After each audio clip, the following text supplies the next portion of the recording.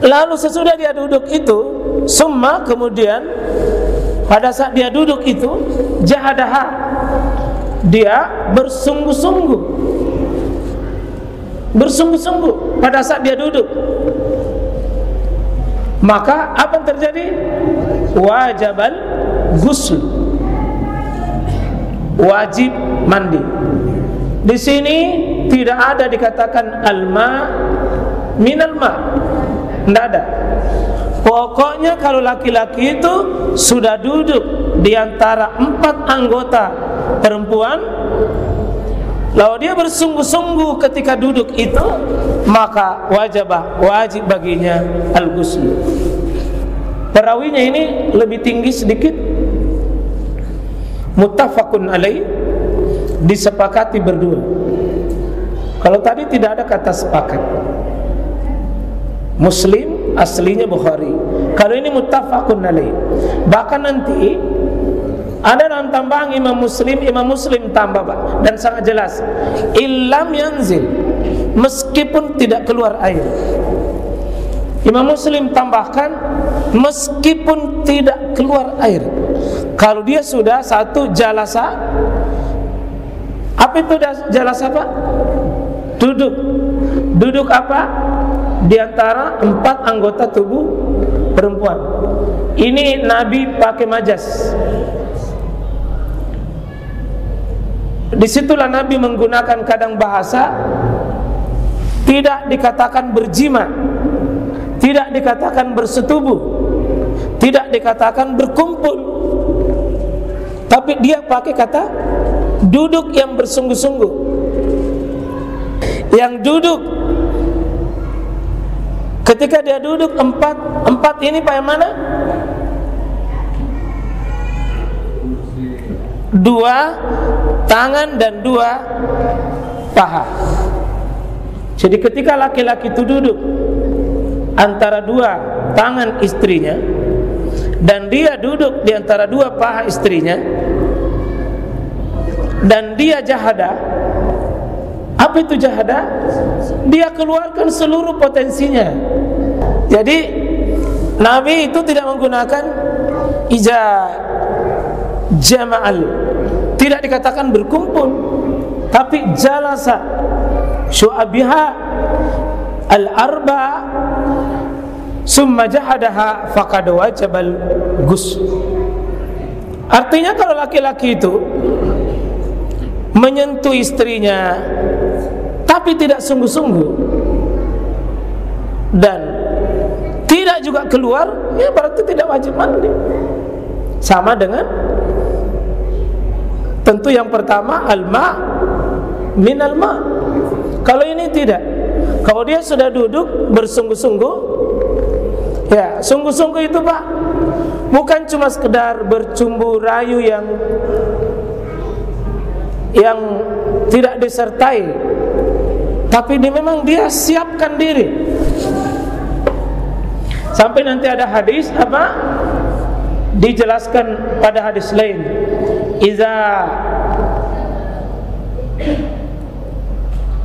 disebutkan dalam hadis lain itu, iza massal khitanain, kalau massal khitanain, apabila sudah disentuh 2 yang dikhitan, sudah bersentuhan yang dikhitan, maka wajibal ghusl, wajib keduanya mandi. Wajib keduanya mandi. Itu bukti kesungguhan Pak. Apa bukti kesungguhannya? Yakni massa hitanain, yang dihitan laki-laki dan yang dihitan perempuan. Berarti laki-laki itu dihitan, perempuan itu dihitan. Jika massa sudah ketemu bahagian yang dihitan, wajib mandi meskipun tidak keluar. Jadi kalau bukan yang dihitan,